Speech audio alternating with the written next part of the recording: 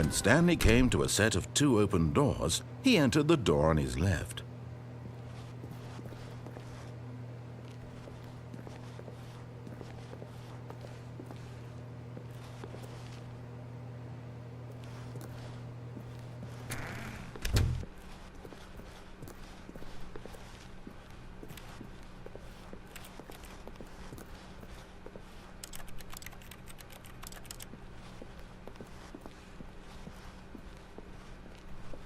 Yet there was not a single person here either. Feeling a wave of disbelief, Stanley decided to go up to his boss's office, hoping he might find an answer there.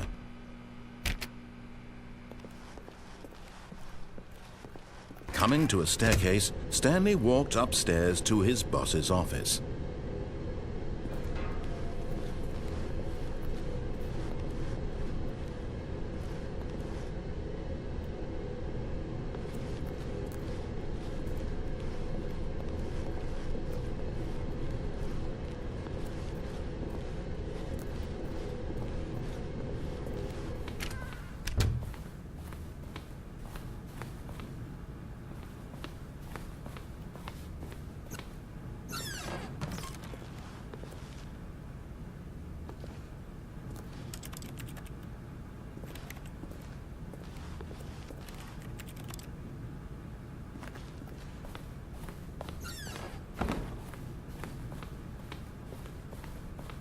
Here's the door, just go.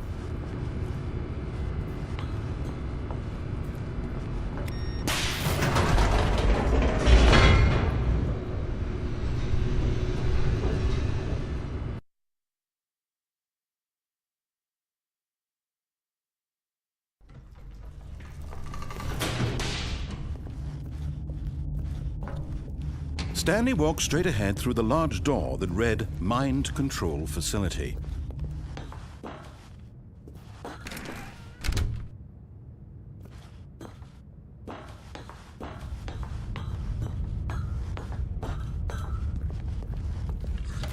The lights rose on an enormous room packed with television screens.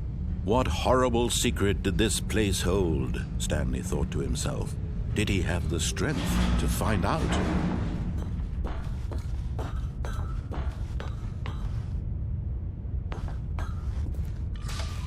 Now the monitors jumped to life, their true nature revealed. Each bore the number of an employee in the building, Stanley's co-workers.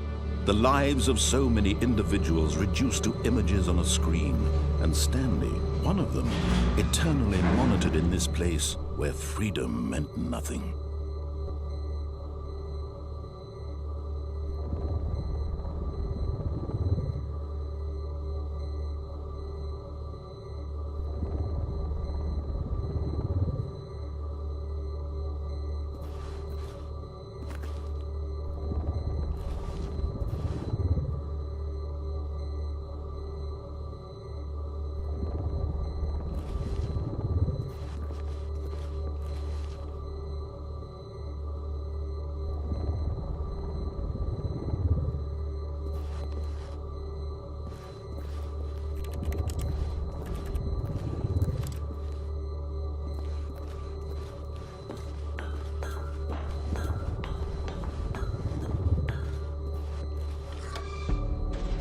This mind control facility, it was too horrible to believe. It couldn't be true.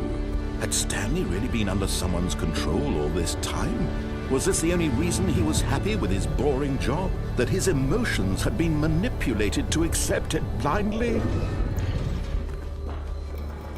No, he refused to believe it. He couldn't accept it. His own life in someone else's control? Never! It was unthinkable, wasn't it? Was it even possible? Had he truly spent his entire life utterly blind to the world? But here was the proof, the heart of the operation. Controls labeled with emotions, happy or sad or content, walking, eating, working, all of it monitored and commanded from this very place. And as the cold reality of his past began to sink in, Stanley decided that this machinery would never again exert its terrible power over another human life. for he would dismantle the controls once and for all. Oh, Stanley, you didn't just activate the controls, did you? After they kept you enslaved all these years, you go and you try to take control of the machine for yourself. Is that what you wanted? Control? Oh, Stanley, I applaud your effort, I really do. But you need to understand, there's only so much that machine can do. You were supposed to let it go, turn the controls off, and leave. If you want to throw my story off track, you're going to have to do much better than that. I'm afraid you don't have nearly the power you think you do. For example, and I believe you'll find this pertinent, Stanley suddenly realized he had just initiated the network's emergency detonation system. In the event that this machine is activated without proper DNA identification, nuclear detonators are sent to explode, eliminating the entire complex. How long until detonation then? Let's say 2 minutes. Now this is making things a little more fun, isn't it, Stanley? It's your time to shine. You are the star. It's your story now. Shape it to your heart's desires. Oh, this is much better than what I had in mind. What a shame we have so little time left to enjoy it. Mere moments until the bomb goes off. But what precious moments each one of them is. More time to talk about you, about me, where we're going, what all this means. I barely know where to start. What's that? You'd like to know where your co-workers are? A moment of solace before you're obliterated? All right, I'm in a good mood. You're going to die anyway. I'll tell you exactly what happened to them. I erased them. I turned off the machine. I set you free. Of course, that was merely in this instance of the story. Sometimes when I tell it, I simply let you sit there in your office forever, pushing buttons endlessly and then dying alone. Other times, I let the office sink into the ground, swallowing everyone inside, or I let it burn to a crisp. I have to say this, though, this version of events has been rather amusing. Watching you try to make sense of everything and take back the control wrested away from you, it's quite rich. I almost hate to see it go. But I'm sure whatever I come up with on the next go-around will be even better. My goodness, only 34 seconds left. But I'm enjoying this so much. You know what? To hell with it. I'm going to put some extra time on the clock. Why not? These are precious additional seconds, Stanley. Time doesn't grow on trees. Oh dear me, what's the matter, Stanley? Is it that you have no idea where you're going or what you're supposed to be doing right now? Or did you just assume when you saw that timer that something in this room was capable of turning it off? I mean, look at you. Running from button to button, screen to screen, clicking on every little thing in this room. These numbered buttons, no, these colored ones. Or maybe this big red button, or this door. Everything, anything, something here will save me. Why would you think that, Stanley? That this video game can be beaten? Won? Solved? Do you have any idea what your purpose in this place is? But you really believe there's an answer? How many times will you replay this bit, looking desperately for a solution? 10? 100? 1,000? I look forward to finding out and to watching the bomb go off each time you fail. Just you and me and the retching explosion of fire and metal over and over and over for all of eternity. And Stanley died again. And Stanley died again. And Stanley died again. Take a look at the clock, Stanley. That's 30 seconds you have left to struggle. 30 seconds until a big boom and then nothing. No ending here, just you being blown to pieces. Will you cling desperately to your frail life, or will you let it go peacefully? Another choice. Make it count. Or don't. It's all the same to me, all a part of the joke. And believe me, I will be laughing at every second of your inevitable life from the moment we fade in until the moment I say, happily ever after.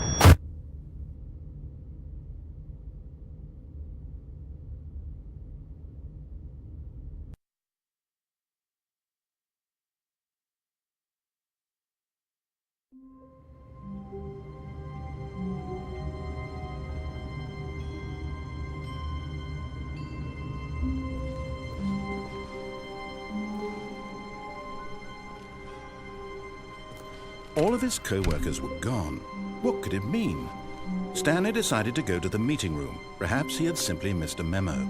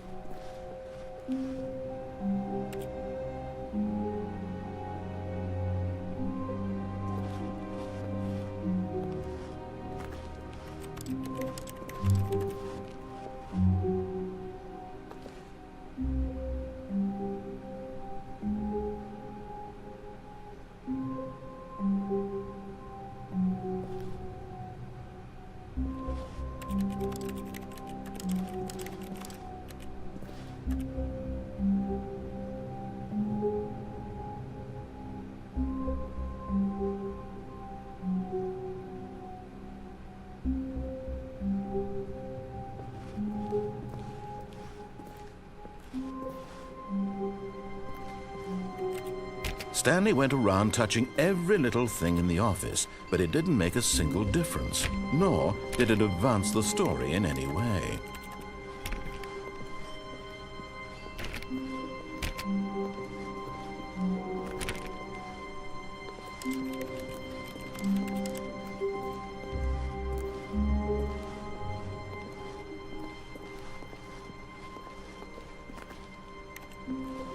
When Stanley came to a set of 2 open doors, he entered the door on his left.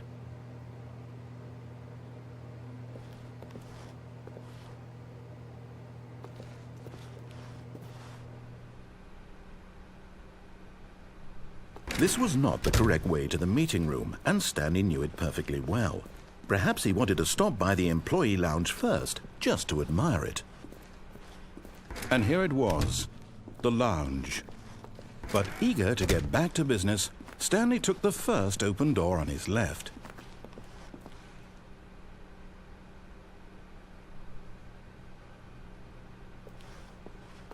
And so he detoured through the maintenance section, walked straight ahead to the opposite door, and got back on track.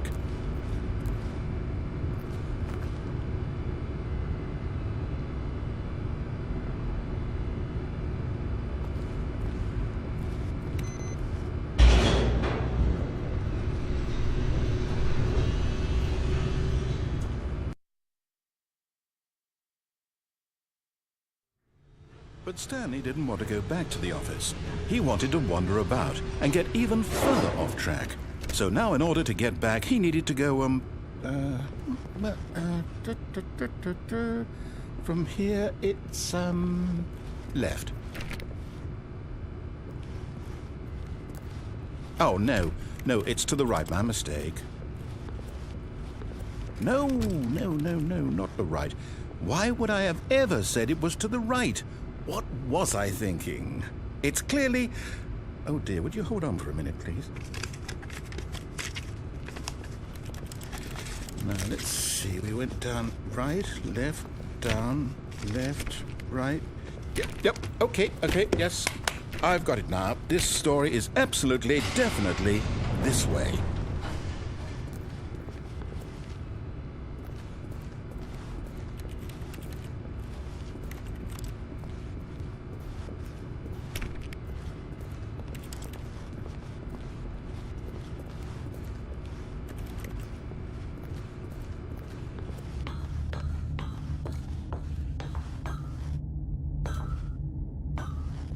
No. This isn't right at all. You're not supposed to be here yet. This is all a spoiler. Quick, Stanley, close your eyes. Okay. We just have to